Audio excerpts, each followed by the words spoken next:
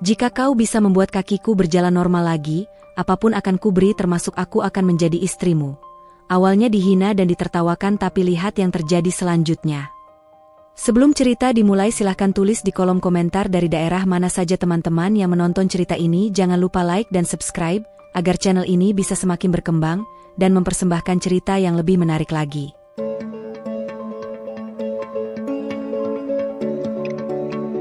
Sebelum semua ini terjadi, Alia Prameswari selalu percaya bahwa hidup adalah tentang bergerak lebih cepat daripada rasa takut. Ia terbiasa bangun lebih pagi dari kebanyakan orang. Jam 5 subuh, saat matahari bahkan belum sempat membuka mata, Alia sudah berlari kecil di kompleks rumahnya. Rambutnya diikat asal, wajahnya basah oleh keringat, napasnya teratur. Ia menyukai rasa lelah yang jujur, lelah yang datang karena usaha, bukan karena kalah. Alia menyukai tubuhnya yang bergerak, menyukai kaki-kakinya yang kuat, yang mampu membawanya kemana saja tanpa perlu izin siapapun. Ia pernah berkata pada Nadia, sahabatnya, bahwa suatu hari nanti ia ingin punya hidup yang tidak setengah-setengah. Karir yang jelas, cinta yang stabil, dan kebebasan untuk menentukan arah sendiri. Ia tidak ingin bergantung.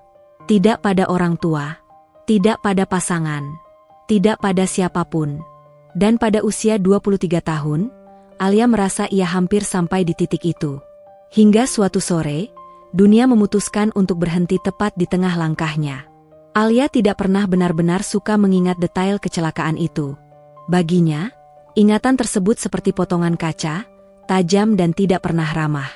Yang ia ingat hanya suara rem yang memekakan telinga, tubuhnya terlempar, dan rasa dingin yang menjalar sebelum gelap menelan semuanya.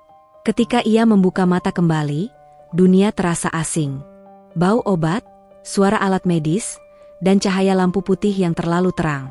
Kakinya terasa berat. Bukan sakit, bukan mati rasa sepenuhnya. Hanya, tidak ada respons. Tenang, Alia, suara ibunya terdengar, bergetar namun berusaha tegar. Kamu aman? Alia mencoba menggerakkan kakinya. Tidak ada yang terjadi. Sejak hari itu, hidup Alia tidak pernah lagi berjalan seperti sebelumnya. Pagi itu, sinar matahari masuk melalui jendela kamar Alia, membentuk garis-garis tipis di lantai. Jam dinding menunjukkan pukul 8. Terlambat. Dulu, jam segini Alia sudah berada di luar rumah, atau setidaknya bersiap pergi bekerja. Sekarang, ia masih duduk diam di atas ranjang, menatap kosong ke arah kursi roda di sudut kamar. Kursi roda itu berwarna abu-abu, sederhana, tidak mencolok. Namun keberadaannya selalu terasa terlalu besar, terlalu nyata, terlalu jujur. Alia menarik napas dalam-dalam sebelum memindahkan tubuhnya dari ranjang ke kursi roda. Gerakan yang dulu tidak pernah ia pikirkan, kini menjadi rutinitas yang membutuhkan konsentrasi. Tangannya mencengkeram pinggiran ranjang, bahunya menegang, rahangnya mengeras. Ia berhasil duduk. Setiap kali berhasil, ada perasaan kecil seperti kemenangan. Tapi kemenangan itu selalu terasa pahit, karena Alia tahu, standar, berhasil, dalam hidupnya telah berubah drastis. Ia mendorong kursi roda perlahan menuju kamar mandi. Lantai keramik terasa dingin di telapak tangannya saat ia menahan tubuh. Di depan cermin, Alia berhenti. Pantulan itu masih dirinya. Wajahnya masih sama. Mata coklatnya masih tajam, meski kini sering redup. Rambutnya masih hitam, meski jarang ia urai dengan rapi seperti dulu. Yang berbeda hanya satu. Ia duduk. Dan entah mengapa, posisi itu membuat dunia memandangnya berbeda. Setelah bersiap seadanya, Alia keluar kamar. Di ruang makan, ibunya, Bu Ratna, sudah menunggu dengan punggung tegak dan ekspresi yang selalu sulit ditebak. Kamu terlambat, kata Bu Ratna tanpa menoleh. Alia tidak menjawab. Ia hanya mengambil tempat di meja makan. Terapi jam 9, lanjut ibunya. Jangan sampai terlambat lagi. Iya, jawab Alia pelan. Bu Ratna akhirnya menoleh. Tatapannya menelusuri Alia dari kepala hingga kaki, berhenti lebih lama di bagian yang selalu mereka hindari dalam percakapan. Kamu harus lebih disiplin, ucapnya. Kalau mau sembuh, ya harus serius. Kalimat itu terdengar sederhana, bahkan terdengar masuk akal. Tapi Alia tahu, di baliknya ada harapan yang terlalu berat. Harapan agar Alia kembali seperti dulu. Agar semua ini bisa dianggap hanya jeda kecil, bukan perubahan permanen. Alia ingin berkata bahwa ia sudah berusaha. Bahwa bangun setiap hari saja sudah membutuhkan keberanian yang tidak sedikit. Tapi kata-kata itu hanya berputar di kepalanya. Ia menunduk, menyuap sarapan tanpa selera. Bagi Bu Ratna, diam Alia mungkin terlihat seperti kepatuhan. Tapi bagi Alia, diam adalah satu-satunya cara agar ia tidak runtuh di hadapan ibunya sendiri. Pusat rehabilitasi itu selalu ramai. Bukan oleh suara tawa, melainkan oleh langkah-langkah tertahan, desahan napas, dan kursi roda yang berderit di lantai. Alia sudah hafal pemandangan ini. Ia duduk di ruang tunggu sambil menunggu namanya dipanggil. Di sekelilingnya, orang-orang dengan berbagai kondisi. Ada yang lebih parah darinya, ada yang sudah hampir pulih. Tatapan-tatapan itu selalu sama. Kasihan, simpati, kadang kagum, kadang iba. Tak satu pun yang benar-benar ia inginkan. Seorang anak kecil menunjuk ke arahnya, berbisik pada ibunya. Ibunya segera menarik tangan anak itu, tersenyum canggung ke arah Alia. Alia membalas dengan senyum tipis. Senyum yang sudah ia latih berulang kali. Senyum yang aman. Senyum yang mengatakan, aku baik-baik saja, meski sebenarnya tidak. Di ruang terapi, Alia berbaring di atas matras. Terapis membantunya menggerakkan kaki, satu demi satu. Sensasinya aneh. Ada rasa sakit, ada rasa mati rasa, dan ada rasa lelah yang tidak pernah benar-benar hilang. Kita ulangi lagi, kata terapis itu lembut. Alia mengangguk. Ia menggigit bibir, menahan air mata yang selalu datang tanpa diundang. Bukan karena sakit fisik semata, melainkan karena kesadaran bahwa tubuhnya kini bukan lagi sekutunya. Setelah sesi selesai, Alia kembali duduk di kursi roda. Keringat membasahi pelipisnya. Nafasnya tersengal. Kamu hebat, kata terapis itu. Alia tersenyum, tapi di dalam hatinya, ia hanya merasa lelah. Hebat bukan kata yang ia inginkan. Ia hanya ingin normal. Di rumah, suasana selalu terasa seperti ruang tunggu yang terlalu lama. Ayahnya, Pak Surya, lebih sering diam. Ia tidak banyak bertanya, tidak banyak menuntut. Tapi justru sikap itu membuat Alia merasa bersalah. Diam ayahnya seperti penerimaan. Dan Alia belum siap diterima sebagai dirinya yang sekarang. Sore itu, Alia duduk di teras. Angin membawa suara anak-anak bermain di kejauhan. Tawa mereka ringan, tanpa beban. Alia menutup mata. Dulu, ia adalah bagian dari suara itu. Sekarang, ia hanya pendengar. Ibunya keluar membawa selimut, menyelimutinya tanpa berkata apa-apa. Alia membiarkan. Ada kasih di sana, ia tahu. Tapi juga ada jarak yang tidak pernah mereka bicarakan. Alia, kata ibunya akhirnya, kamu jangan menyerah. Alia menoleh. Wajah ibunya tampak lelah. Aku nggak menyerah, jawab Alia pelan. Tapi di dalam hatinya, ia tidak sepenuhnya yakin. Malam datang perlahan. Setelah makan malam, Alia kembali ke kamarnya. Ia mematikan lampu, hanya menyisakan cahaya dari jendela. Ia duduk di tepi ranjang, kursi roda dibiarkan sedikit menjauh.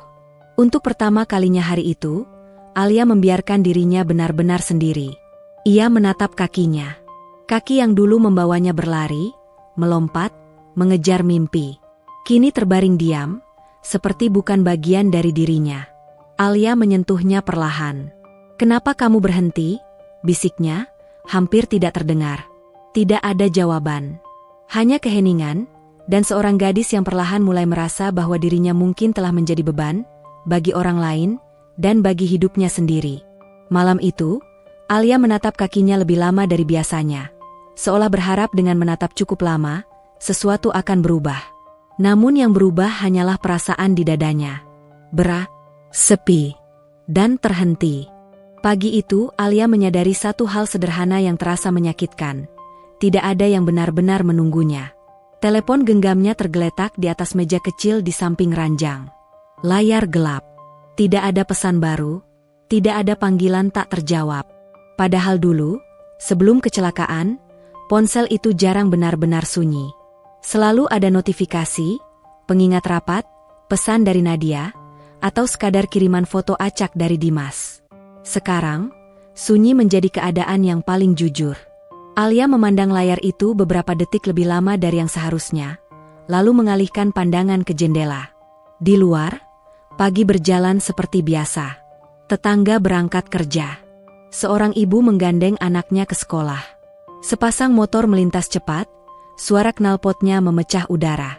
Tidak ada yang melambat hanya karena Alia duduk diam. Ia mendorong kursi rodanya keluar kamar, melewati ruang keluarga yang rapi dan terasa terlalu besar. Ayahnya sudah pergi bekerja. Ibunya sibuk di dapur. Semuanya bergerak dalam ritme masing-masing, dan Alia merasa seperti satu-satunya nada yang tidak lagi sinkron. Pintu depan terbuka saat Bu Ratna kembali dari menjemur pakaian. "Alia," panggilnya, "Dimas mau datang siang nanti." Nama itu membuat Alia berhenti mendorong kursi roda. "Jam berapa?" tanyanya. Katanya habis makan siang. Alia mengangguk pelan. Tidak ada perasaan senang yang melonjak. Tidak juga kesal. Hanya rasa datar yang aneh. Dimas Arta.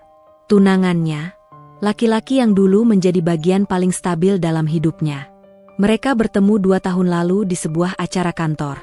Dimas datang sebagai rekan kerja divisi lain.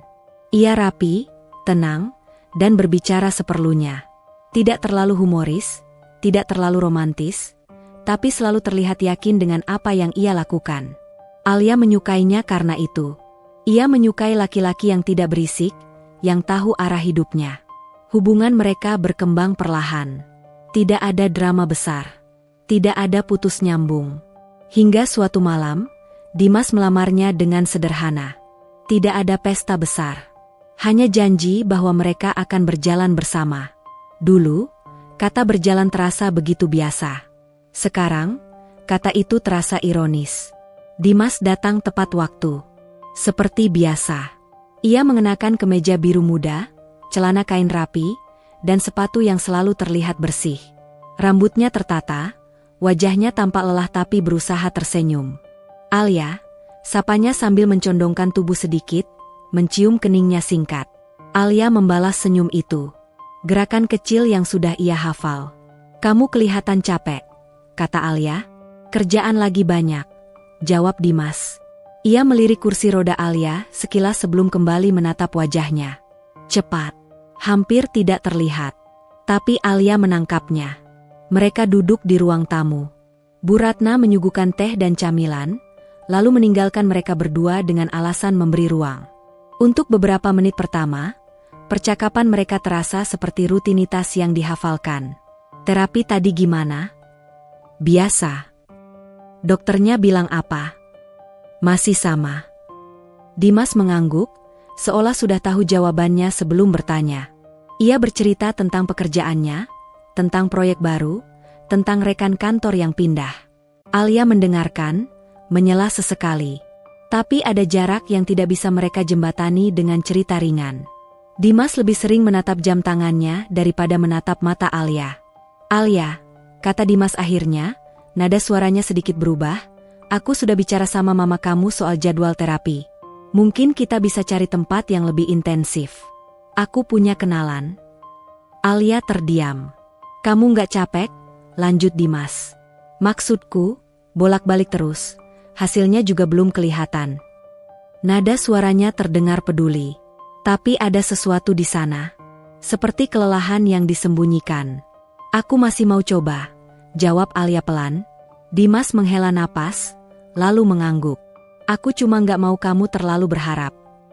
Kalimat itu terdengar masuk akal. Sangat masuk akal. Tapi entah kenapa, Alia merasa seperti seseorang baru saja menarik sedikit harapannya tanpa meminta izin. Setelah itu, Dimas menjadi lebih protektif. Ia membantu memindahkan kursi roda, mengingatkan Alia soal obat, memastikan semua hal kecil tertangani. Namun sentuhan-sentuhannya terasa berbeda. Lebih hati-hati. Lebih jauh. Seolah Alia kini bukan lagi pasangan, melainkan tanggung jawab. Ketika Dimas pamit, Alia mengantar sampai pintu. Ia melihat punggung tunangannya menjauh, langkahnya mantap, tidak tertahan. Untuk sesaat, Alia bertanya-tanya, Apakah Dimas masih berjalan bersamanya, atau hanya berjalan di depannya? Sore itu, Nadia datang. Nadia selalu datang dengan cara yang sama. Mengetuk pintu 2 kali, lalu masuk dengan senyum yang terlalu cerah untuk hari yang biasa.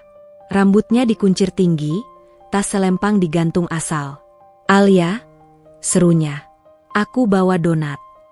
Alia tertawa kecil. "Kamu selalu bawa makanan." "Karena aku tahu kamu jarang selera," jawab Nadia tanpa ragu. Mereka duduk di kamar Alia.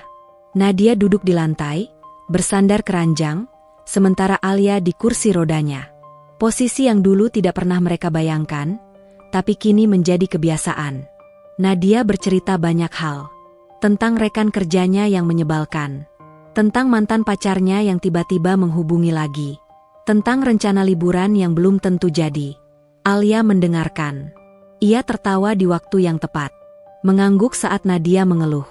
"Kamu gak bosan di rumah terus?" tanya Nadia tiba-tiba, nada suaranya berubah hati-hati. Alia mengangkat bahu. "Sedikit." Nadia menggigit bibir. Kalau kamu mau keluar, kita bisa kemana aja kok. Aku bisa dorong." Kalimat itu dimaksudkan baik. Alia tahu itu. Tapi kata dorong terasa berat. "Lihat nanti," jawab Alia. Nadia mengangguk cepat, seolah takut melukai. Ia terlalu berhati-hati. Terlalu ingin menjadi teman yang baik, sampai tidak tahu harus bersikap seperti apa. "Alia," katanya pelan, "kamu tetap Alia, ya? Jangan ngerasa sendirian." Alia tersenyum. Ia ingin percaya, tapi setelah Nadia pulang, kamar itu kembali sunyi. Dan sunyi selalu membuat pikiran Alia berjalan ke tempat-tempat yang tidak ingin ia datangi. Malam datang. Alia duduk di dekat jendela, melihat lampu-lampu rumah tetangga menyala satu persatu. Ia membayangkan kehidupan di balik dinding-dinding itu. Orang-orang makan malam, bertengkar, tertawa, menyusun rencana. Semuanya berjalan. Ia teringat obrolan dengan Dimas. Nada suaranya, tatapan matanya yang tidak lagi sama. Alia mulai bertanya-tanya hal-hal yang dulu tidak pernah ia pikirkan. Apakah Dimas masih melihatnya sebagai perempuan yang ingin ia nikahi? Atau hanya seseorang yang harus ia jaga karena janji? Alia memandang pantulan dirinya di kaca jendela. Ia masih muda. Usianya baru 23. Tapi hidupnya terasa seperti sudah melewati terlalu banyak batas. Ia ingin bekerja lagi. Ingin merasa berguna. Ingin dicintai tanpa rasa iba. Ia ingin menjadi perempuan yang dipilih, bukan dikasihani. Pikirannya melayang ke masa depan yang tiba-tiba terasa kabur. Pernikahan, anak, rumah, semua itu dulu terasa jelas. Sekarang, semua pertanyaan itu mengambang tanpa jawaban. Apakah ia akan selalu duduk sementara orang lain berdiri? Apakah dunia akan terus berjalan, sementara ia tetap di tempat yang sama? Alia menutup mata, membiarkan pertanyaan-pertanyaan itu bergema tanpa perlu dijawab malam itu. Karena untuk pertama kalinya, ia menyadari satu hal yang tidak bisa ia hindari lagi. Dunia tidak berhenti hanya karena kakinya tidak bisa berjalan. Dan kesadaran itu, entah kenapa, terasa lebih menyakitkan daripada luka apapun yang pernah ia rasakan. Di malam yang tertentu, saat hujan turun pelan dan lampu kamar Cassandra redup, ingatan sering datang tanpa izin. Malam itu tidak istimewa. Tidak ada pesta, tidak ada tamu, tidak ada pengumuman besar. Hanya suara hujan yang seperti benang-benang tipis menempel di kaca, menuruni jendela dengan sabar. Angin menyelinap lewat celah ventilasi, membawa aroma tanah basah dari taman. Di rumah besar itu, semua terasa teratur. Tapi justru keteraturan itulah yang membuat sunyi semakin jelas. Sunyi yang tidak bisa ditutupi oleh furnitur mahal atau lampu gantung yang cantik. Cassandra duduk di kursi rodanya di dekat jendela, menghadap keluar. Ia memakai sweater tipis warna krem, rambutnya diikat longgar. Di sampingnya ada meja kecil dengan secangkir teh yang sudah mulai dingin. Di layar laptop, ada draft presentasi untuk rapat besok. Poin-poin strategi, proyeksi keuntungan, catatan risiko. Semuanya rapi. Semuanya bisa ia kendalikan. Tapi hujan selalu punya cara membebaskan kenangan dari lemari yang terkunci. Tetesnya tidak keras, tapi cukup untuk membangunkan sesuatu yang lama tidur. Cassandra memejamkan mata sebentar, dan tanpa ia minta, pikirannya meluncur jauh, melewati tahun-tahun yang seperti halaman buku yang dipaksa dibuka kembali. Usia 5 tahun, Cassandra kecil duduk di kursi belakang mobil bersama keluarganya. Ia masih bisa merasakan tekstur jok kulit yang halus di bawah telapak tangannya. Ia ingat boneka kecil yang ia peluk. Boneka beruang coklat dengan pita merah di leher. Boneka itu ia namai Milo, karena ia suka menyebut nama itu berulang-ulang sampai ayahnya tertawa. Ia ingat bau parfum ibunya. Wangi yang lembut, seperti bedak bayi dicampur bunga melati. Ibunya duduk di depan, menoleh sesekali, memastikan Cassandra nyaman. Ayahnya menyetir sambil bersenandung kecil mengikuti lagu dari radio. Lagu itu ceria, ringan, seperti perjalanan pulang dari tempat bermain. Cassandra tidak tahu judulnya, tapi iramanya menempel kuat, terlalu kuat, hingga di masa dewasa, melodi itu selalu muncul di saat yang salah. "Ayo kita mampir beli es krim," kata ayahnya waktu itu. "Yang coklat." Cassandra kecil langsung menjerit senang, dan ibunya tertawa. Suara tawa itu, suara tawa yang sekarang terasa seperti barang antik. Karena setelah malam itu, tawa ayahnya berubah. Tawa ibunya berubah. Bahkan tawa Cassandra berubah menjadi sesuatu yang lebih jarang keluar. Cassandra kecil menempelkan dahinya ke kaca jendela, melihat lampu-lampu jalan yang berlari mundur. Hujan belum turun saat itu. Jalanan cukup ramai, tapi tidak macet. Mobil melaju pelan, nyaman, seolah dunia baik-baik saja. Lalu semuanya terjadi seperti potongan film yang patah. Ada suara klakson, panjang, tajam, seperti teriakan logam. Lampu dari arah berlawanan menyilaukan, memutihkan pandangan Cassandra kecil. Suara ayahnya mendadak keras, bukan tertawa, tapi memanggil nama ibu. Suara rem mencicit. Ada benturan, bukan hanya benturan fisik, melainkan benturan waktu. Seperti dunia menabrak dirinya sendiri. Jerit ibunya terpotong. Tubuh kecil Cassandra terlempar. Bukan jauh, tapi cukup untuk mengubah segalanya. Boneka Milo terlepas dari pelukan, terbang ke depan, lalu hilang entah kemana. Cassandra sempat melihat pita merahnya melintas seperti garis darah di udara sebelum semuanya gelap. Ia tidak ingat detail tabrakan secara lengkap. Tidak ada narasi rapi di kepalanya. Yang ada hanya serpihan-serpihan. Suara kaca pecah seperti hujan batu, bau bensin, rasa panas di kulit, suara orang berlari, dan kalimat-kalimat yang tidak ia pahami. Angkat pelan-pelan. Ada anak kecil. Telepon ambulans. Kegelapan itu tidak langsung damai. Kegelapan itu penuh suara dan rasa. Ketika Cassandra membuka mata, atau mungkin hanya setengah membuka, yang ia lihat adalah lampu putih rumah sakit yang menyilaukan, terlalu terang, seperti matahari yang salah tempat. Yang ia ingat adalah rasa dingin lantai rumah sakit, suara sandal perawat yang berlari, dan wajah ibunya yang pucat. Ada darah, ada tangis, ada kalimat-kalimat dewasa yang melayang di atas kepala Cassandra seperti burung hitam. Cedera tulang belakang. Harus segera. Jangan panik. Cassandra kecil tidak mengerti. Ia hanya tahu tubuhnya sakit di bagian yang tidak bisa ia tunjuk dengan tepat. Ia juga tahu ibunya menggenggam tangannya erat. Erat sekali, seolah kalau dilepas, Cassandra akan hilang. Ayahnya ada di sana, tapi wajahnya lain. Ada luka di dahi, ada mata yang merah. Ayahnya mencoba tersenyum, tapi senyumnya seperti dipaksa keluar. "Nak, kamu kuat ya?" kata ayahnya, suaranya gemetar. Cassandra kecil ingin bertanya, "Kapan kita pulang?" Tapi kata-kata itu tidak keluar. Yang keluar hanya napas pendek-pendek, dan tangis yang tidak jelas. Hari-hari setelahnya menjadi kabur. Cassandra ingat aroma obat, rasa pahit di lidah, jarum suntik, dan dinding rumah sakit yang warnanya selalu tampak sama. Ia ingat ibunya tidur di kursi, terbangun setiap kali Cassandra bergerak sedikit.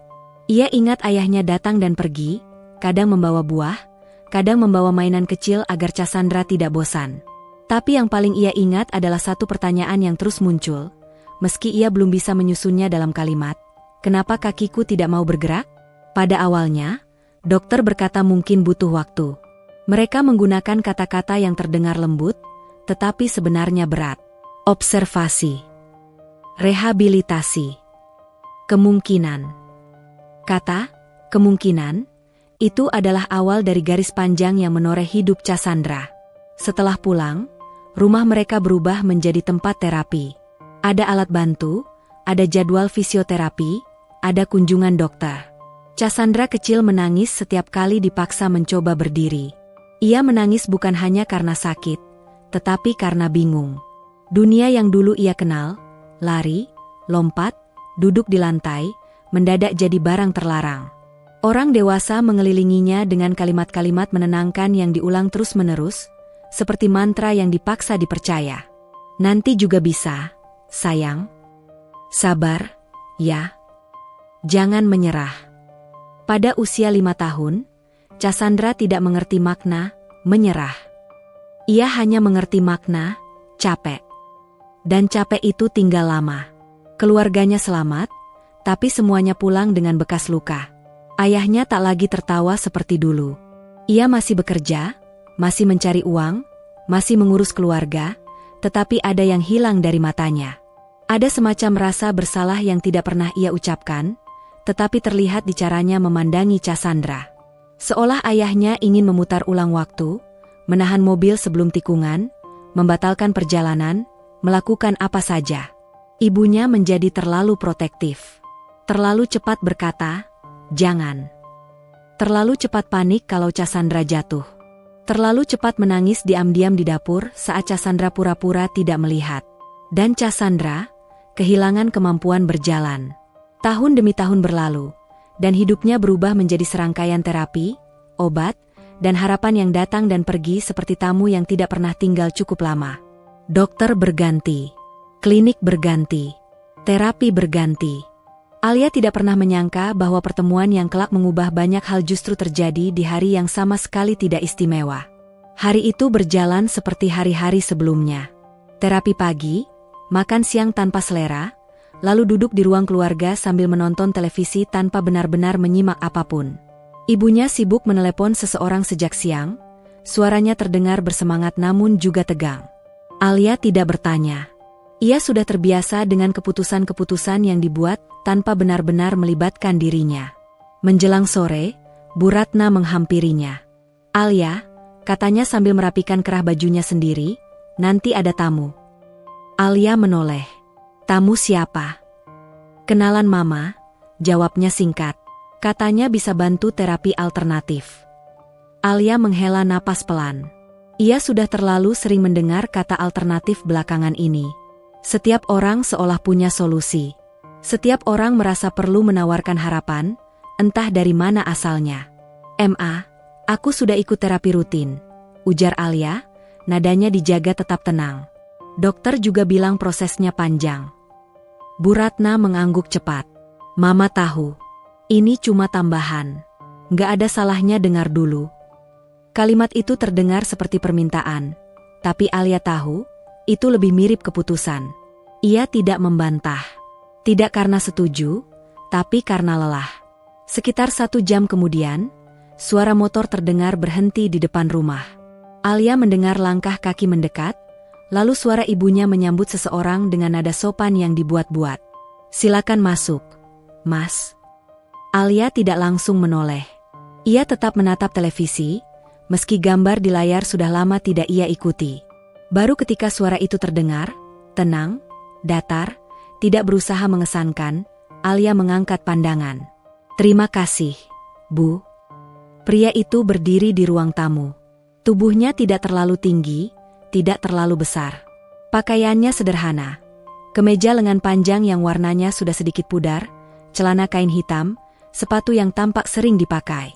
Wajahnya bersih, ekspresinya netral, matanya tenang. Tidak ada aura dokter. Tidak juga aura tabib yang sering Alia bayangkan. Ia hanya terlihat seperti orang biasa. "Ini Alia," kata Bu Ratna, "anak saya." Raka mengangguk sopan ke arah Alia. "Selamat sore." Alia membalas anggukan itu tanpa senyum. Matanya menelusuri pria itu sekilas, lalu kembali ke televisi. "Mas Raka ini," lanjut ibunya, "katanya biasa bantu terapi saraf dan otot." Alia tertawa kecil. Bukan tawa geli. Lebih seperti tawa refleks yang keluar tanpa niat baik. Biasa bantu, ulang Alia, matanya kembali menatap Raka. Maksudnya? Raka tidak tersinggung. Ia sudah terlalu sering mendengar nada seperti itu. Saya bukan dokter, katanya jujur. Saya juga nggak punya klinik. Saya cuma bantu sebisanya. Alia mengangkat alis. Sebisanya sejauh apa? Bu Ratna menegur pelan. Alia? Tidak apa-apa, Bu, sela Raka dengan nada tetap tenang. Ia kembali menatap Alia. Kalau Mbak Alia ragu, itu wajar. Jawaban itu justru membuat Alia semakin tertarik. Bukan tertarik dalam arti positif, melainkan curiga. Kamu tahu kondisi saya? Tanya Alia langsung. Sedikit, jawab Raka. Dari cerita ibu kamu.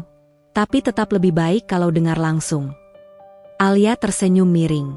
Kalau begitu, saya nggak mau buang waktu. Kaki saya lumpuh. Sudah hampir setahun. Dokter bilang ada kemungkinan, tapi kecil. Jadi, Mas Raka, kamu bisa apa? Suasana ruang tamu menegang. Bu Ratna tampak gelisah. Namun Raka tetap berdiri di tempatnya, tidak tergesa-gesa menjawab. Saya nggak bisa menjanjikan apa-apa, katanya akhirnya. Saya juga nggak akan bilang bisa bikin Mbak Alia langsung jalan. Alia terdiam sesaat. Jawaban itu tidak seperti yang ia duga. Kebanyakan orang datang ke sini bilang bisa, lanjut Raka. Saya nggak mau bohong. Kejujuran itu membuat Alia merasa aneh. Ia sudah siap menolak, siap bersikap sinis, siap menutup diri. Tapi pria ini tidak memberi celah untuk itu. Kalau begitu, kata Alia perlahan, kenapa kamu datang? Raka menoleh sebentar ke arah Bu Ratna, lalu kembali ke Alia. Karena ibu kamu minta, jawabnya, dan karena saya percaya, selama masih ada saraf yang merespons, selalu ada kemungkinan. Tapi kemungkinan bukan janji. Alia menatapnya lama. Ia merasa sedang diuji, bukan secara fisik, melainkan secara emosional. Kemungkinan gak cukup buat saya, ucap Alia akhirnya. Raka mengangguk. Saya tahu. Keheningan jatuh di antara mereka. Beberapa detik berlalu sebelum Alia kembali bicara, suaranya kini lebih dingin. Kalau kamu memang merasa mampu, katanya, saya mau tanya satu hal. Raka mempersilakan dengan anggukan kecil. Alia mencondongkan tubuhnya sedikit ke depan, kedua tangannya mencengkeram sandaran kursi roda. Kalau kamu benar-benar bisa membuat kakiku berjalan normal lagi, katanya perlahan namun jelas, apapun akan aku beri. Bu Ratna terkejut. Alia. Tunggu dulu, Ma, potong Alia tanpa menoleh. Matanya tetap menatap Raka. Termasuk, ia berhenti sejenak, lalu melanjutkan dengan nada menantang, aku akan menjadi istrimu. Kata-kata itu menggantung di udara. Bukan karena maknanya romantis, melainkan karena keberaniannya yang hampir nekat. Raka terdiam. Ia tidak tertawa, tidak pula tersenyum. Wajahnya tetap tenang, meski matanya sedikit menyempit, bukan karena marah, melainkan karena berpikir. Bu Ratna berdiri, wajahnya pucat. Alia, kamu bicara apa? Alia tidak menjawab ibunya. Ia menunggu reaksi Raka. Beberapa detik terasa seperti menit. Lalu Raka menarik napas pelan. Saya nggak datang ke sini untuk itu, katanya akhirnya. Dan saya juga nggak butuh janji seperti itu. Nada suaranya datar, tidak tersinggung, tidak pula tersanjung. Lagi pula, lanjutnya, kalau suatu hari Mbak Alia bisa berjalan lagi, itu bukan karena saya. Itu karena tubuh Mbak Alia sendiri. Kalimat itu membuat Alia terdiam. Untuk pertama kalinya sejak kecelakaan, ada seseorang yang tidak menempatkan dirinya sebagai pusat keajaiban. Raka melangkah mundur satu langkah. Saya pamit, Bu. Bu Ratna masih tampak bingung, tapi mengangguk. Saat Raka berbalik pergi, Alia tiba-tiba merasa ada sesuatu yang terlepas dari dadanya. Bukan harapan, bukan juga kecewa, melainkan rasa penasaran yang asing. Ia menatap punggung Raka hingga pria itu menghilang di balik pintu.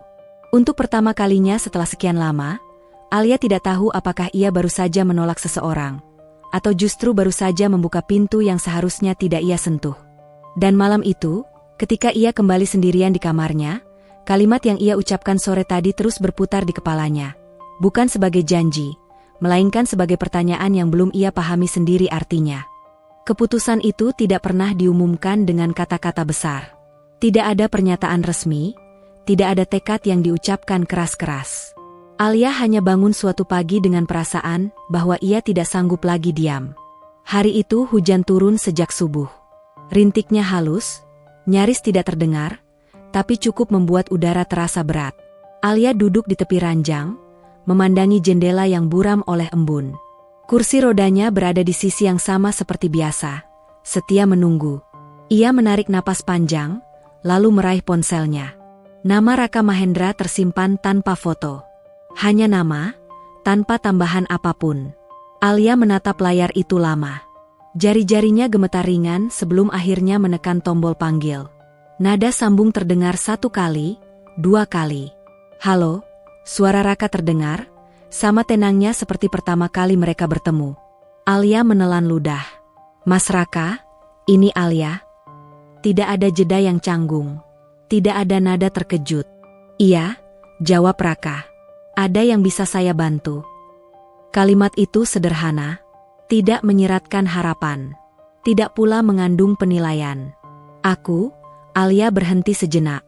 Kalau tawaran kamu itu masih ada. Maksudku, membantu sebisanya. Di ujung sana, Raka tidak langsung menjawab. Alia hampir menarik kembali ucapannya ketika suara itu terdengar lagi. Kita bisa coba, katanya, tapi dengan satu syarat. Apa? Kita berhenti kapanpun Mbak Alia mau, tanpa paksaan. Alia memejamkan mata. Iya. Itu saja. Tidak ada janji, tidak ada kata sembuh, tidak ada harapan yang dibungkus indah. Namun justru karena itu, Alia merasa sedikit lebih berani. Pertemuan pertama mereka untuk terapi berlangsung di rumah Raka. Alia awalnya keberatan. Bukan karena tempatnya, melainkan karena perasaan tidak nyaman yang ia rasakan sejak mendorong kursi roda memasuki gang sempit itu. Beberapa pasang mata menoleh. Ada yang penasaran, ada yang berbisik. Alia bisa merasakannya tanpa perlu menoleh balik. Raka menyambutnya di depan rumah. Ia membantu membuka pintu, lalu membiarkan Alia masuk dengan caranya sendiri. Tidak ada gerakan tergesa. Tidak ada tangan yang tiba-tiba menarik. Kalau capek, bilang, ucapnya. Alia mengangguk. Di dalam rumah itu, Alia kembali dihadapkan pada kesederhanaan yang hampir membuatnya ingin mundur. Tidak ada alat medis. Tidak ada tempat tidur khusus. Hanya matras tebal di lantai, beberapa bantal, dan aroma minyak yang tidak ia kenal. Aku nggak pakai alat, kata Raka, seolah membaca pikiran Alia. Kalau itu bikin Mbak Alia ragu, kita bisa berhenti sekarang. Alia menatapnya. Aku sudah ragu sejak lama. Raka tersenyum tipis. Ragu itu nggak apa-apa. Alia memindahkan tubuhnya ke matras dengan bantuan Raka yang sekadar mengawasi, bukan mengangkat. Gerakan itu membuat keringat langsung muncul di pelipisnya. Nafasnya sedikit tersengal. Ia belum mulai apa-apa, tapi tubuhnya sudah lelah. Raka duduk bersila di dekat kakinya. Kalau sakit, bilang. Kalau malu, bilang juga. Alia mengerutkan kening. Kenapa aku harus malu? Raka mengangkat bahu ringan. Banyak orang malu karena tubuhnya nggak nurut. Kalimat itu menampar Alia lebih keras daripada yang ia duga. Raka mulai dengan menyentuh ringan. Sangat ringan. Ia tidak langsung memijat, hanya menekan titik-titik tertentu, memperhatikan reaksi Alia. Di sini terasa? Tanyanya. Alia mengangguk pelan. Di sini? Sedikit. Kalau di sini? Alia terdiam. Enggak. Raka tidak mencatat, tidak berkomentar panjang. Ia hanya mengangguk, menyimpan semua reaksi itu di kepalanya. Beberapa menit pertama terasa canggung. Alia merasa seperti tubuhnya bukan lagi miliknya sendiri. Ia sadar betul bahwa kakinya disentuh, digerakkan, diuji, dan ia tidak bisa melakukan apa-apa selain membiarkannya. Ketika Raka mulai memberi tekanan lebih kuat, rasa sakit muncul. Alia meringis. Mas. Raka langsung berhenti. Terlalu sakit? Alia mengangguk. Kita turunin, kata Raka. Ia tidak memaksa, tidak menggurui, tidak berkata bahwa rasa sakit itu tanda proses. Justru sikap itulah yang membuat Alia merasa lebih tidak berdaya. Kalau begini terus, kata Alia tiba-tiba, suaranya naik, aku nggak akan kemana-mana. Raka menatapnya. Mungkin. Jawaban itu membuat Alia marah. Kamu bilang kita bisa coba, ujar Alia, napasnya mulai tidak teratur. Tapi ini bahkan gak kelihatan seperti apapun. Raka tetap tenang. Karena ini memang belum apa-apa. Apa gunanya? Suara Alia bergetar. Aku sudah capek. Aku sudah capek berharap. Keheningan turun di ruangan kecil itu. Hujan di luar masih turun, menambah berat suasana. Raka menunggu Alia selesai bicara sebelum menjawab. Aku gak minta kamu berharap, katanya pelan. Aku cuma minta kamu hadir. Kata-kata itu tidak terdengar seperti nasihat. Lebih seperti pengakuan. Alia memalingkan wajah. Air mata jatuh tanpa suara. Terapi hari itu berakhir lebih cepat dari yang direncanakan. Saat Alia pulang, tubuhnya terasa remuk. Bukan hanya kakinya. Bahunya pegal, punggungnya nyeri, kepalanya berat. Tidak ada perubahan. Tidak ada sensasi ajaib. Tidak ada tanda apapun, hanya kelelahan. Hari-hari berikutnya tidak jauh berbeda. Raka datang ke rumah Alia 2 kali seminggu. Setiap sesi terasa seperti perlawanan kecil antara tubuh dan keinginan Alia sendiri. Kadang sakitnya datang tiba-tiba. Kadang rasa mati itu justru lebih menyakitkan. Ada hari-hari ketika Alia marah. Aku nggak ngerasa apa-apa, teriaknya suatu kali, tangannya mengepal di atas matras. Sama sekali. Raka tidak membantah. Iya. Jawaban singkat itu membuat Alia semakin kesal. Kamu selalu jawab begitu, katanya. Raka berhenti bekerja, menatap Alia. Karena memang itu yang kamu rasakan. Alia terdiam. Marahnya perlahan kehilangan arah. Ada hari-hari ketika Alia merasa dipermalukan oleh tubuhnya sendiri. Ketika ia tidak bisa menahan air mata. Ketika ia merasa lemah karena harus dibantu untuk hal-hal kecil. Dan ada hari-hari ketika ia hampir menyerah. Aku mau berhenti, katanya suatu sore. Raka mengangguk. Kalau itu yang kamu mau. Alia menatapnya, mencari penolakan. Tapi yang ia dapatkan hanyalah penerimaan. Kenapa kamu gak nyegah aku? Tanyanya lirih. Karena ini tubuh kamu, jawab Raka. Bukan punyaku. Jawaban itu membuat Alia bingung. Ia terbiasa didorong, dipaksa, diingatkan. Tapi Raka membiarkannya memilih, bahkan ketika pilihannya adalah berhenti. Alia tidak jadi berhenti hari itu. Bukan karena yakin, melainkan karena ia tidak ingin lari. Ia terdiam, napasnya tertahan. Mas, panggilnya pelan. Raka menoleh. Kenapa? Aku kayak ngerasa kesemutan. Raka tidak tersenyum. Tidak berseru.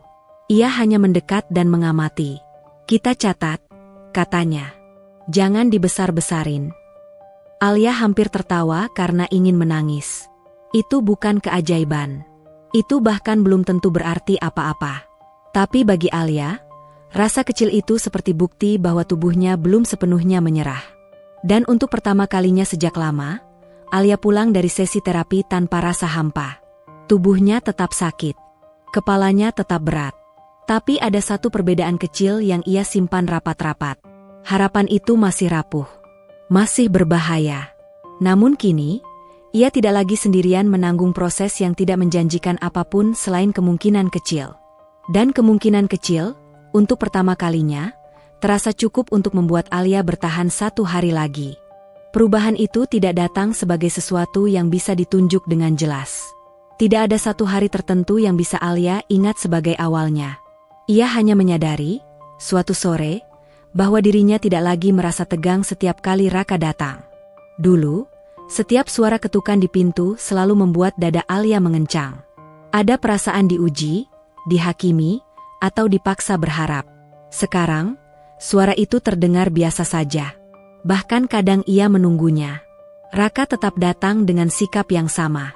Tidak membawa senyum berlebihan, tidak pula wajah dingin. Ia menyapa ibunya dengan sopan, menunggu Alia siap tanpa tergesa, lalu memulai terapi seperti rutinitas lain yang tidak perlu disorot. Yang berubah bukan Raka. Yang berubah adalah Alia. Ia mulai berbicara.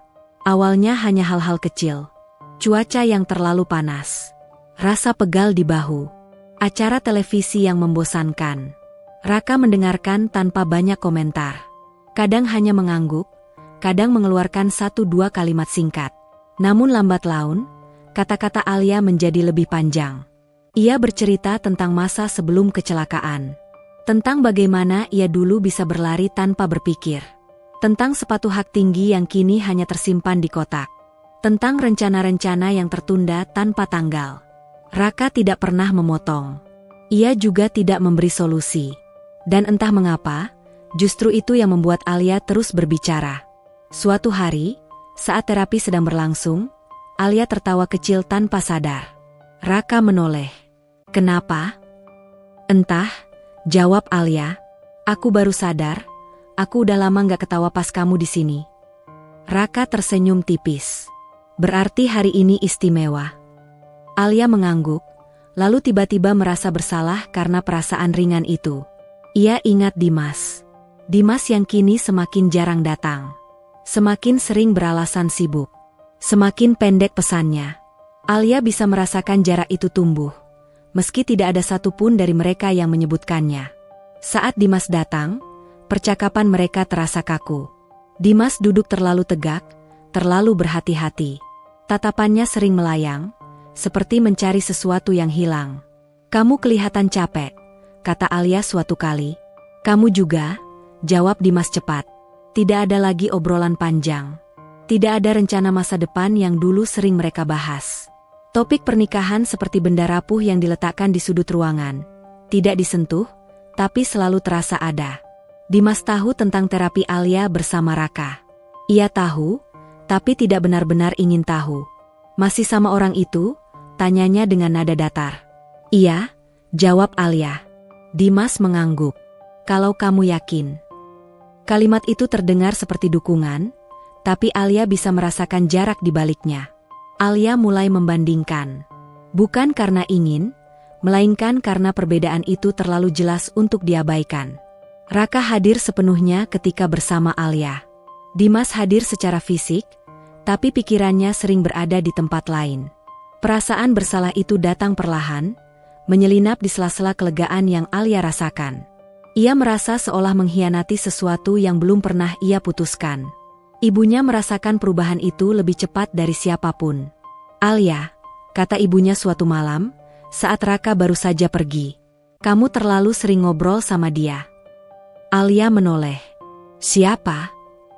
"Iya, siapa lagi?" jawab ibunya. "Orang itu." Nada suaranya dingin.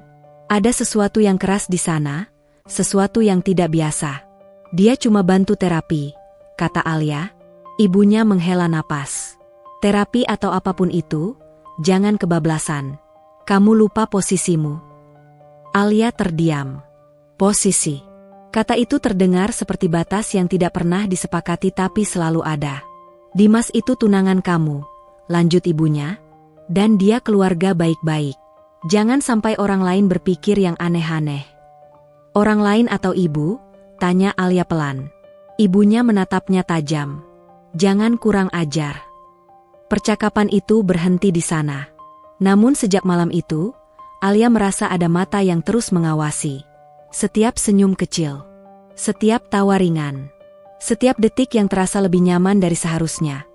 Ibunya tidak lagi duduk menemani saat terapi. Ia berdiri di kejauhan, pura-pura sibuk, tapi telinganya selalu siaga. Alia merasakan tekanan itu. Dan tekanan itu membuat perasaannya semakin rumit. Raka, di sisi lain, tanpa tidak menyadari atau memilih untuk tidak menanggapi perubahan itu. Ia tetap sama. Tetap menjaga jarak yang sopan. Tetap fokus pada terapi. Namun Alia mulai melihat hal-hal kecil yang sebelumnya luput. Cara Raka menahan napas saat Alia kesakitan, seolah rasa itu ikut ia tanggung. Cara ia selalu memastikan Alia tidak merasa dipaksa. Cara ia menutup pembicaraan dengan topik ringan ketika suasana mulai terlalu berat. Suatu sore, setelah sesi terapi yang cukup melelahkan, Alia berkata tanpa berpikir panjang, "Mas Raka capek enggak?" Raka mengangkat alis sedikit. "Capek kenapa?" "Ngurusin aku," jawab Alia jujur. Raka terdiam sejenak, lalu tersenyum kecil. "Capek itu wajar. Tapi aku nggak merasa dirugikan." Jawaban itu sederhana, tapi Alia merasakan sesuatu bergeser di dadanya. Ia mulai melihat Raka bukan lagi sebagai orang yang mempertaruhkan sesuatu. Bukan sebagai penyelamat. Bukan pula sebagai taruhan nekat yang ia ucapkan di tengah putus asa. Raka adalah manusia. Dengan batas. Dengan kelelahan. Dengan pilihan. Dan pemahaman itu justru membuat Alia lebih berhati-hati. Harapan mulai tumbuh, tapi bersamaan dengan rasa takut. Takut berharap terlalu jauh. Takut melukai terlalu banyak orang. Takut pada dirinya sendiri. Malam-malam Alia kembali dipenuhi pikiran. Ia memandangi kakinya, sama seperti dulu, tapi perasaannya berbeda. Tidak lagi hanya sedih, melainkan juga bingung. Ia bertanya-tanya, jika suatu hari nanti kakinya benar-benar membaik, apa yang akan terjadi pada hidupnya? Pada Dimas? Pada ibunya? Pada Raka? Pertanyaan-pertanyaan itu tidak menuntut jawaban. Mereka hanya menunggu. Retakan itu belum terlihat oleh siapapun secara jelas. Tidak ada yang runtuh. Tidak ada yang pecah. Namun Alia tahu, sesuatu telah bergeser. Pelan, nyaris tak terdengar. Dan seperti retakan kecil pada dinding yang lama diabaikan, ia sadar bahwa suatu hari nanti, perubahan itu tidak akan bisa lagi disangkal. Perubahan itu datang bukan sebagai gerakan, melainkan sebagai rasa. Pagi itu, Alia terbangun dengan tubuh yang terasa lebih berat dari biasanya. Bukan lelah yang jelas penyebabnya, melainkan sensasi asing yang membuatnya diam lebih lama di ranjang. Ia menggerakkan jari-jarinya perlahan, lalu mencoba fokus pada kakinya, kebiasaan yang sudah lama ia lakukan tanpa hasil. Namun kali ini berbeda. Ada rasa samar, seperti sentuhan jauh yang tertunda. Bukan nyeri, bukan pula kesemutan yang biasa muncul lalu menghilang. Sensasi itu seperti seseorang mengetuk pintu dari balik tembok tebal. Pelan, ragu, tapi nyata. Alia menahan napas. Ia tidak langsung bergerak. Tidak berani memastikan. Takut jika rasa itu hanya ilusi pagi hari, hasil dari harapan yang terlalu sering ia tekan. Beberapa detik berlalu. Rasa itu masih ada. Air mata menggenang tanpa ia sadari. Tangannya mencengkeram spray, bukan karena sakit, melainkan karena ketakutan kehilangan momen itu jika ia bergerak terlalu cepat. Saat Raka datang untuk sesi terapi siang itu, Alia masih gemetar. "Ada yang berbeda?" tanya Raka, menangkap ketegangan di wajah Alia bahkan sebelum mereka mulai. Alia mengangguk pelan. "Aku ngerasa sesuatu." Raka tidak langsung bereaksi. Ia hanya mendekat, duduk seperti biasa, lalu berkata dengan nada yang tetap datar, "Ceritakan." Alia menjelaskan dengan kata-kata yang tidak rapi. Tentang rasa yang tidak bisa ia definisikan. Tentang ketakutan merasa bodoh jika ternyata itu bukan apa-apa. Raka mendengarkan dengan penuh perhatian. Ia lalu melakukan pemeriksaan kecil seperti biasanya, menekan beberapa titik, memperhatikan respons Alia.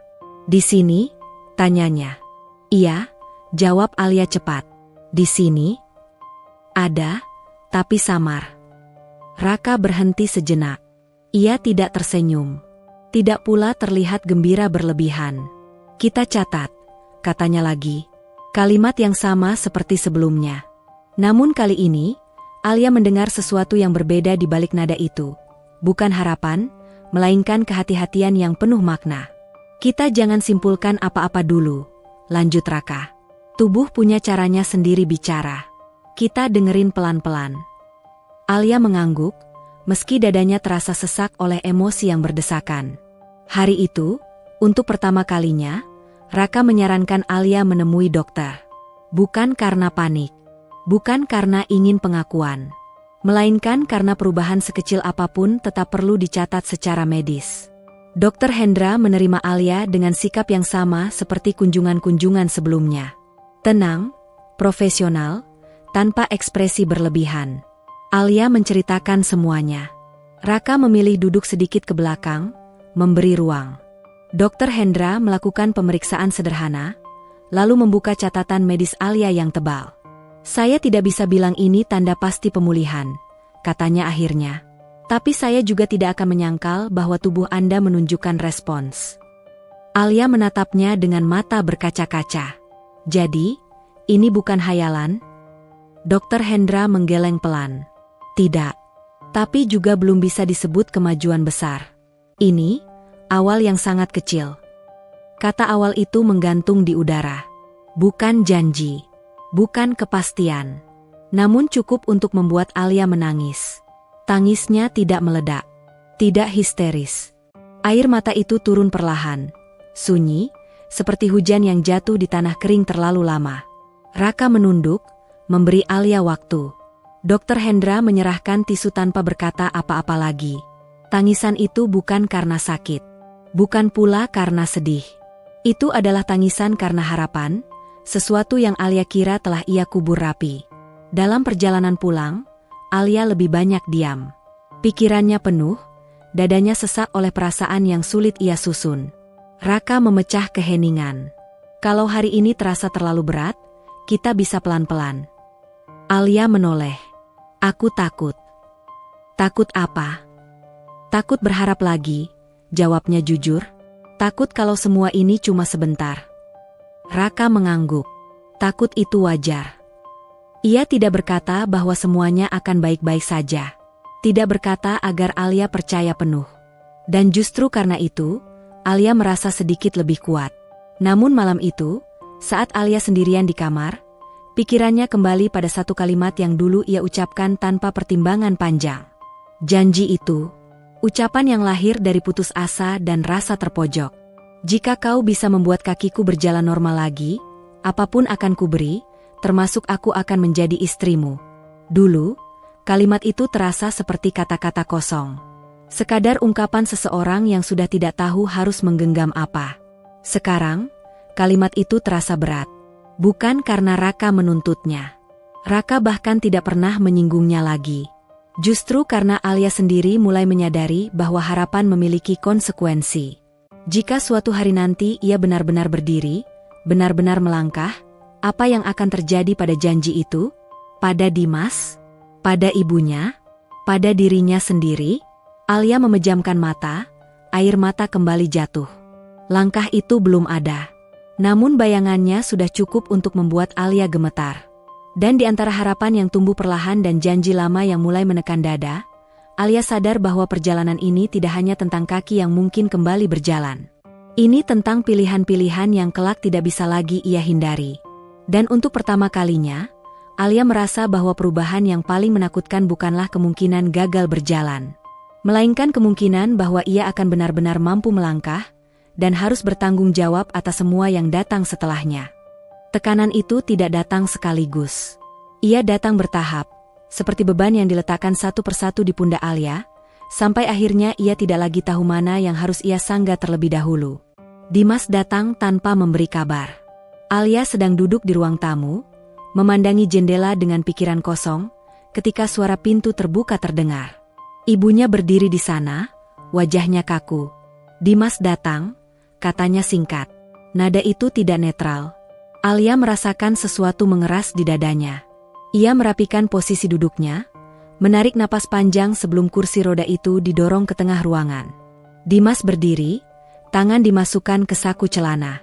Wajahnya tampak letih, tapi ada sesuatu yang lain, sesuatu yang lebih dingin dari biasanya. Kita perlu bicara, katanya tanpa basa-basi. Alia mengangguk. Tentang apa? Semua, jawab Dimas. Ibunya tidak pergi. Ia duduk di kursi seberang, tangan terlipat, mata tajam mengamati. Keheningan menekan sebelum Dimas akhirnya membuka suara lagi. Aku dengar kondisi kamu mulai berubah. Alia tidak langsung menjawab. Siapa yang bilang? Itu penting? Dimas membalas cepat. Yang penting, kamu mulai berharap.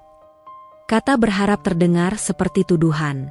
Aku cuma menjalani terapi, kata Alia pelan. Dengan dia, ujar Dimas. Orang itu. Alia mengangkat wajahnya. Raka. Dimas tersenyum singkat, Tapi tidak ada kehangatan di sana. Iya, Raka. Ibunya ikut bersuara.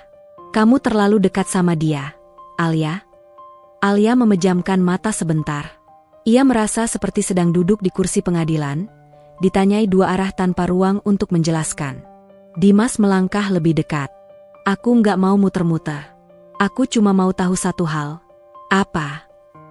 Alia bertanya, meski firasat buruk sudah merayap. Kamu masih mau nikah sama aku atau enggak? Pertanyaan itu jatuh keras. Tidak ada nada lembut. Tidak ada konteks. Hanya ultimatum yang berdiri telanjang di tengah ruangan. Alia menatap Dimas lama. Wajah pria yang dulu ia kenal terasa asing. Ia melihat kelelahan, ya. Tapi juga melihat ketakutan, takut kehilangan kendali, takut terlihat kalah. Aku nggak pernah bilang aku nggak mau, jawab Alia. Tapi kamu juga nggak pernah bilang kamu masih yakin, balas Dimas. Ibunya mengangguk setuju. Ibu juga lihat perubahan kamu. Perubahan. Kata itu kini terasa seperti kesalahan. Aku cuma lagi berjuang, kata Alia lirih.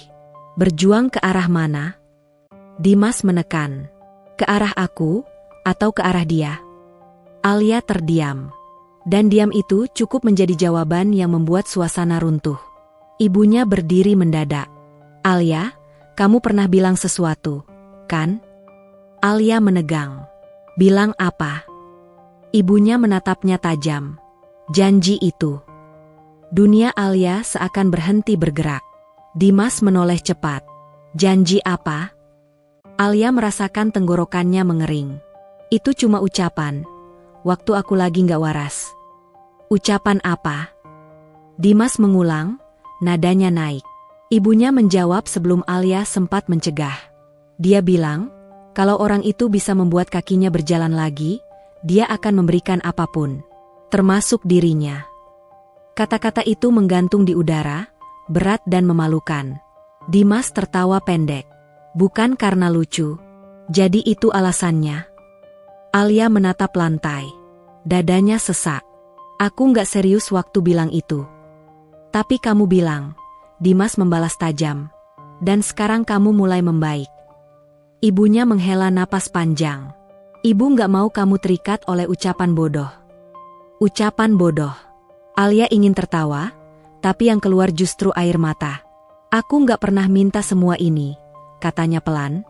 Aku cuma mau sembuh. Dimas menggeleng. Masalahnya sekarang bukan sembuh atau enggak. Masalahnya kamu bikin semua orang kelihatan bodoh. Kalimat itu menghantam Alia lebih keras daripada teriakan. Ia merasa kecil, terpojok, bersalah pada semua arah.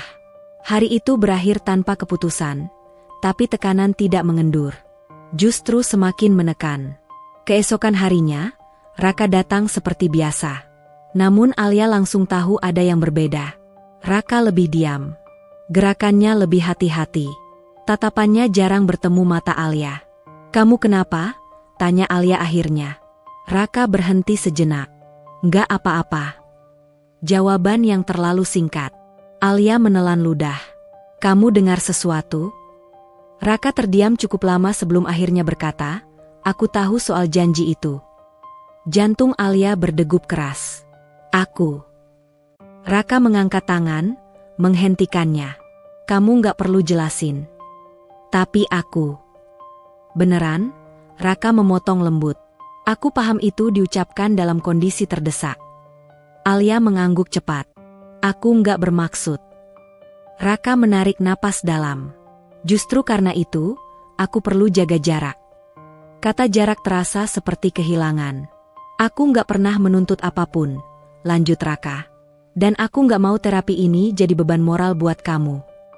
Alia menatapnya dengan mata berkaca-kaca. Aku nggak merasa terbebani. Tapi orang-orang di sekitarmu merasa begitu, jawab Raka jujur. Dan aku, bukan siapa-siapa. Kalimat itu tidak diucapkan dengan nada rendah diri. Justru terdengar sangat tenang. Namun Alia tahu, ketenangan itu lahir dari keputusan yang menyakitkan. Kita hentikan dulu terapinya, kata Raka pelan. Sementara, Alia tercekat. Kenapa? Karena sekarang kamu gak lagi punya ruang aman. jawab Raka. Dan terapi seharusnya nggak berjalan di bawah tekanan. Air mata Alia jatuh tanpa bisa ditahan. Ini salahku, katanya. Raka menggeleng. Ini situasi. Ia berdiri, merapikan tasnya. Tidak terburu-buru, tapi juga tidak ragu. Aku tetap di sini kalau suatu hari kamu butuh, katanya sebelum pergi. Tapi bukan sekarang. Pintu tertutup dengan suara pelan, namun dampaknya terasa seperti dentuman. Hari-hari berikutnya terasa hampa. Terapi berhenti. Rutinitas Alia berubah. Sensasi kecil di kakinya masih kadang muncul, tapi kini disertai ketakutan, takut berharap tanpa pegangan. Dimas semakin menekan, menuntut kepastian. Ibunya semakin protektif, mengatur semua hal seolah Alia kembali menjadi anak kecil. Dan Alia terjebak di tengah. Logika berkata ia harus memilih yang aman. Cinta terasa kabur. Harga diri menuntut ia tidak menjadi milik siapapun karena rasa kasihan.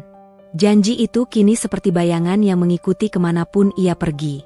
Bukan karena harus ditepati, melainkan karena ia menyadari bahwa setiap kata yang terucap di titik terendah selalu memiliki harga. Dan harga itu kini sedang ditagih, bukan oleh Raka, bukan oleh Dimas, melainkan oleh hidup itu sendiri. Alia belum jatuh. Namun ia tahu, tanah di bawah kakinya, yang bahkan belum sepenuhnya ia rasakan, sedang retak pelan-pelan. Dan tidak ada satupun pilihan yang terasa tanpa kehilangan. Hari-hari setelah terapi dihentikan terasa lebih panjang dari biasanya.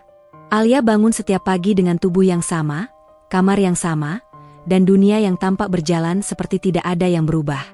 Namun di dalam dirinya, ada sesuatu yang terus bergerak tanpa arah. Ia duduk di kursi roda lebih lama dari biasanya, sering memandangi jendela tanpa benar-benar melihat apapun di luar sana. Sensasi kecil di kakinya masih datang sesekali. Tidak konsisten. Tidak bisa dipanggil, kadang hanya sebentar, kadang hilang berhari-hari. Sensasi itu bukan lagi sekadar harapan, melainkan juga sumber kecemasan baru. Setiap kali ia merasakannya, Alia tidak lagi langsung bersyukur. Ia justru bertanya-tanya, apa artinya semua ini, jika pada akhirnya ia harus memilih sesuatu yang tidak pernah ia siapkan? Ia mencoba membayangkan dirinya berdiri. Bukan secara fisik, itu terlalu jauh. Melainkan membayangkan dunia setelah kemungkinan itu benar-benar nyata. Membayangkan tatapan orang-orang yang akan berubah. Membayangkan ibunya yang akan kembali berbicara tentang rencana.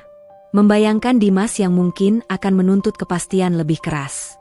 Dan membayangkan Raka. Bayangan itu datang tanpa diminta. Tanpa niat. Seperti sesuatu yang sudah terlanjur tinggal di sudut pikirannya. Alia merasa bersalah setiap kali menyadarinya. Ia belum memilih siapapun, belum memutuskan apapun. Namun perasaannya bergerak lebih cepat daripada logika, dan itu membuatnya takut pada dirinya sendiri. Suatu malam, Alia meminta ibunya keluar dari kamar. Alia capek, katanya pelan, aku mau sendiri. Ibunya menatapnya lama, seolah ingin membantah, tapi akhirnya mengangguk. Pintu ditutup perlahan. Dalam kesendirian itu, Alia menangis tanpa suara. Bukan karena sakit. Bukan karena marah. Melainkan karena kebingungan yang tak kunjung menemukan ujung. Jika ia benar-benar sembuh, jika suatu hari ia benar-benar bisa melangkah, apakah ia akan kembali ke hidup yang dulu ia kenal? Ataukah ia justru harus membangun hidup yang sama sekali baru? Dan di hidup yang baru itu, siapa yang berdiri di sampingnya? Pertanyaan itu tidak menuntut jawaban sekarang. Namun justru karena itu, ia terasa semakin berat.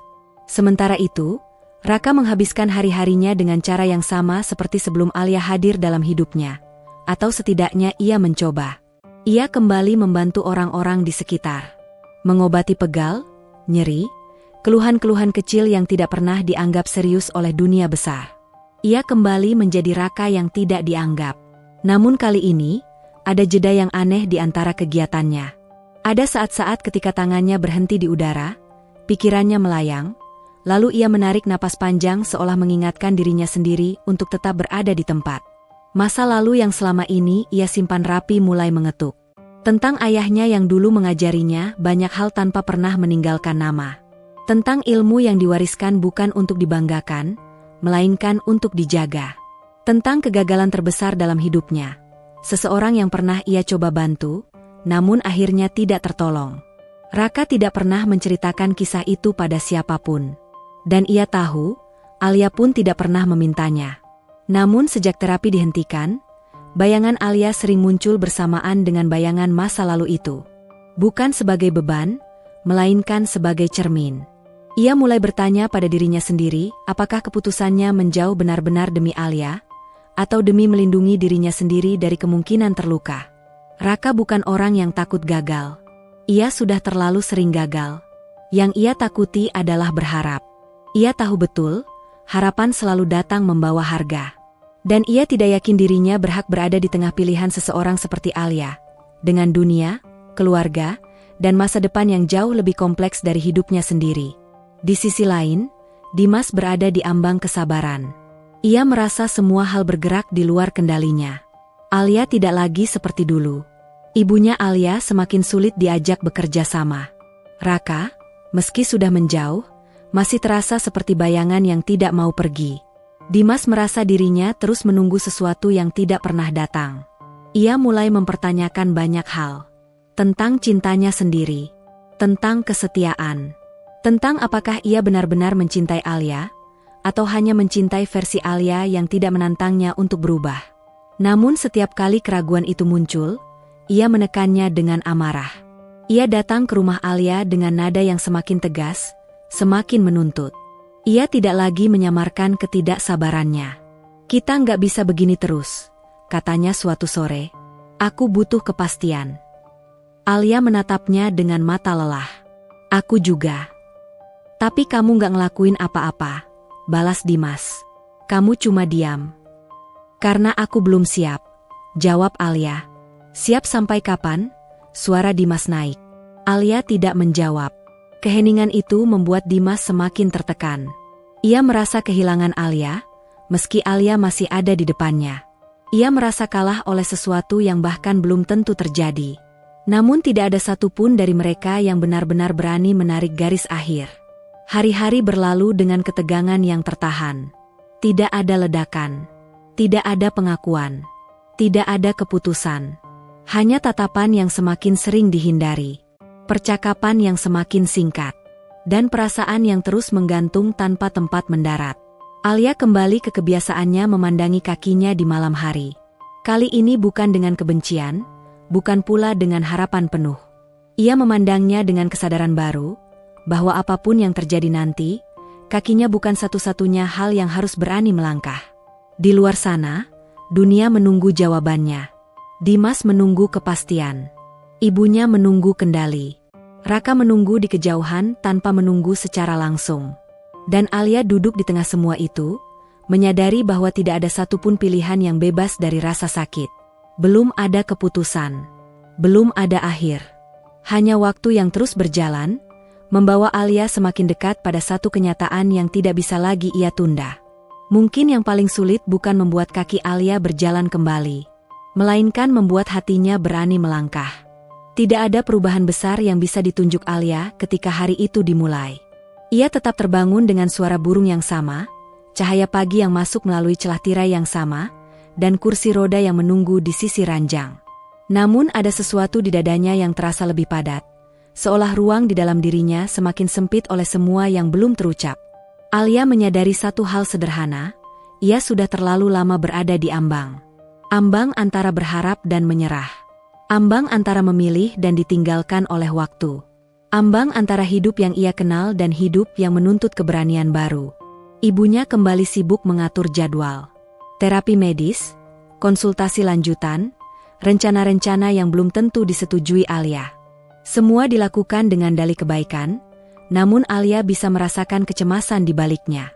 Ibunya takut kehilangan kendali, bukan hanya atas Alia, tetapi atas arah hidup yang selama ini ia rasa bisa ia tentukan. Alia, kata ibunya suatu pagi, kita nggak bisa terus begini. Alia menoleh. Begini bagaimana? Menggantung, jawab ibunya. Dimas menunggu. Keluarganya menunggu. Alia tersenyum tipis. Aku juga menunggu, Bu. Ibunya terdiam. Untuk pertama kalinya, ia tidak langsung membalas. Seolah ia menyadari bahwa menunggu bukan hanya milik satu pihak. Di tempat lain, Dimas semakin kehilangan bentuk kesabarannya. Ia tidak lagi menelpon setiap hari. Ia tidak lagi bertanya dengan nada lembut. Setiap pesan yang ia kirim kini singkat, langsung, dan syarat tuntutan yang tak diucapkan dengan terang, tapi terasa jelas. Dimas merasa dirinya berada di posisi yang memalukan. Seorang pria yang menunggu jawaban dari seseorang yang bahkan belum bisa berdiri, namun justru semakin jauh darinya. Pikiran itu membuatnya marah pada diri sendiri. Dan kemarahan itu perlahan berubah arah. Sementara itu, Raka menjalani hari-hari yang tampak tenang dari luar, tapi penuh pergulatan di dalam. Ia kembali ke ritme lamanya, membantu orang-orang dengan keluhan kecil, mendengar keluhan yang sama, menerima tatapan meremehkan yang sama. Namun kini, ia tahu rasanya berada di dekat sesuatu yang berarti. Dan kehilangan kesempatan itu, bahkan sebelum benar-benar memilikinya, membuatnya harus berhadapan dengan masa lalunya sendiri. Ia teringat ayahnya yang selalu berkata bahwa tidak semua orang yang ditolong harus diselamatkan, dan tidak semua jarak berarti penolakan. Ada jarak yang perlu diambil agar tidak merusak yang sedang rapuh. Raka bertanya pada dirinya sendiri, apakah ia benar-benar sudah melakukan hal yang tepat? Ia tidak menyesal berhenti. Ia hanya bertanya-tanya apakah diamnya akan memberi ruang, atau justru meninggalkan luka baru. Alia, di sisi lain, mulai menyadari bahwa keputusan yang paling sulit bukan tentang siapa yang akan ia pilih, melainkan tentang apakah ia akan memilih dirinya sendiri terlebih dahulu. Suatu sore, saat rumah sepi, Alia mencoba sesuatu yang tidak ia ceritakan pada siapapun. Ia memindahkan kursi rodanya sedikit lebih jauh dari tempat tidur. Tangannya bergetar ketika ia memegang sisi ranjang, bukan untuk berdiri, ia tahu itu belum mungkin, melainkan untuk merasakan tubuhnya sendiri, menakar batasnya. Ada rasa di kakinya. Masih kecil. Masih samar. Namun cukup untuk membuat napasnya tercekat. Ia tidak menangis. Ia justru tertawa pelan, getir, karena menyadari bahwa bahkan jika tubuhnya mulai merespons, hidupnya tidak serta-merta menjadi lebih sederhana. Harapan tidak datang sendirian. Ia selalu membawa pilihan. Dan pilihan selalu meminta keberanian. Malam itu, Alia menatap ponselnya lama. Nama Dimas ada di sana. Nama Raka juga ada. Tidak ada yang ia hubungi. Ia mematikan layar dan memandang jendela. Di luar sana, lampu jalan menyala satu persatu. Dunia tetap bergerak, tidak peduli pada kebimbangan seseorang. Alia menarik napas panjang. Ia tahu, waktu tidak akan berhenti menunggunya. Ia juga tahu, tidak semua jawaban datang dengan siap. Namun untuk pertama kalinya, Alia merasakan sesuatu yang berbeda dari sekadar takut. Ia merasakan kesiapan yang belum lengkap, rapuh, tapi nyata. Bukan kesiapan untuk memilih seseorang, melainkan kesiapan untuk suatu hari nanti berdiri di hadapan pilihannya sendiri, tanpa bersembunyi di balik janji, rasa kasihan, atau tuntutan siapapun. Jawaban itu belum datang. Namun Alia tahu, ketika saatnya tiba, ia tidak bisa lagi berpura-pura tidak mendengarnya. Dan di ambang yang sama itu, tiga hati masih berdiri dalam jarak masing-masing, menunggu bukan pada waktu, melainkan pada keberanian yang perlahan sedang dibentuk.